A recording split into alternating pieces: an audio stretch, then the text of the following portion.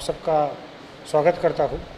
आज की पत्रकार परिषद में जो 7 मुद्दे हमने उठाए हैं उसके बारे में 2-2 मिनट में आपको बताता हूँ। पहला जो मुद्दा है वो 19 सितंबर 91 के बाद 2001 तक जितने भी लोग नॉन नेट सेट लोग हैं उनको उनके स्टार्टिंग डेट से सारे कैश के लाभ देना चाहिए, ऐसा एक आशा बिडकर का अंतरिम आदेश है, इंटरिम ऑर्डर है।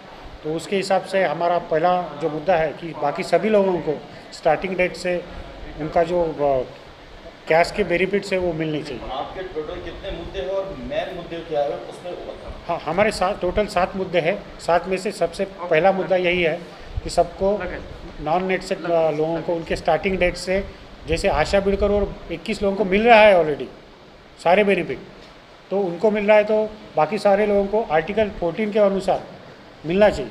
आर्टिकल 14 ये कहता है कि state government should have equality in the judgement of all the people.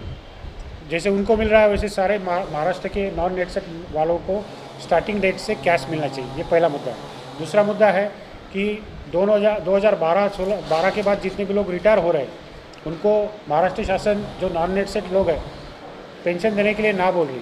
उसमें से एक लिस्ट ही हमारे पास है कि 12 से 15 ऑलरेडी हो गई है हाई कोर्ट सुप्रीम कोर्ट की, उनको अभी अभी पेंशन देना शुरू हुआ है। लेकिन हमारा कहना है कि अभी एक आदमी रिटायर होगा फिर उसको पेंशन मिलेगी, उसको कोर्ट में जाना पड़ेगा। तो इससे अच्छा आप जीआर निकालो, कॉमन जीआर, ताकि आगे इससे क्या होता है कि कोर्ट का टाइम जाता है, महाराष्ट्र गवर्नमेंट का पैसा जाता है और टीचर लोगों का भी पैसा वेस्ट होता है। तो बेस्ट वे आप जीआर निकालो ताकि ये मुद्दा ना रहे। टोटल कितने टीचर्स ने कोर्ट में गए हैं और कितने को पेंशन नहीं मिली? टोटल कोर्ट में गए 17 लोग हैं, 17, और सभी को उनका निकल आया है। उसमें से 3 सुप्रीम कोर्ट में गए हैं और तीनों को अभी उन्होंने शुरू किया है, अभी शुरू किया। उनका निकाल 2019 में आया और किस लोगों का 2020 में आया सुप्रीम कोर्ट का निकाल, और अभी लास्ट मंथ में उनका पेंशन चालू किया।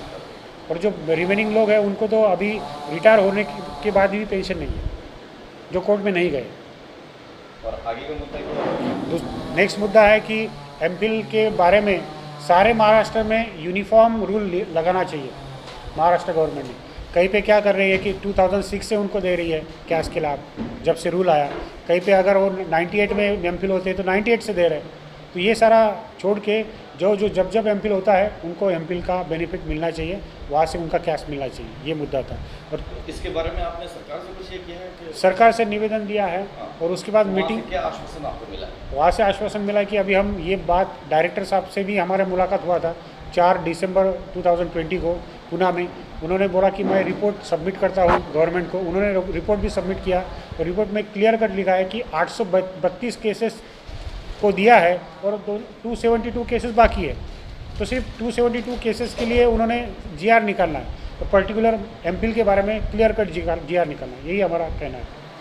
और जो चौथा मुद्दा है वो इतना इम्पोर्टेंट है कि ओरिएंटेशन रिफ्रेशर कोर्सेज जो हमारे प्रमोशन के लिए लगती है, यूजीसी ने उसका जो एग्जाम्शन है, मतलब तुम 2018 तक करोगे तो भी चलेगा, दिसंबर 18, ऐसा यूजीसी ने क्लियर कट बोला।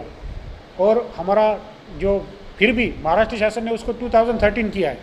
ये चेंजेस करने का महाराष्ट्र शासन को या किसी भी शासन को अधिकार नहीं है।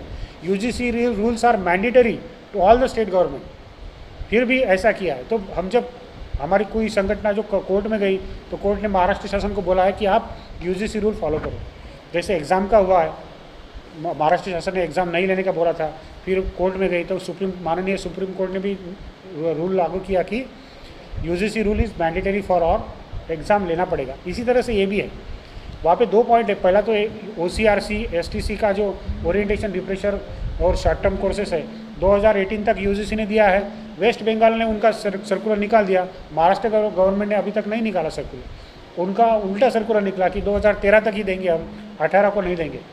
तो ऐसा ये डिस्क्रिमिनेशन चल रहा है। दूसरा, एसोसिएट प्रोफेसर का जो इंटरव्यू है, जिस दिन इंटरव्यू होगा उस दिन से आपको मिलेगा, ऐसे महाराष्ट्र गवर्नमेंट ने बोला। एक्चुअली रूल में क्या लिखा है कि जब वो एलिजिबल होता है तभी मिलना चाहिए, ये यूजीसी ने बोला। वहाँ पे भी वो नहीं सुन रही महाराष्ट्र गवर्नमेंट।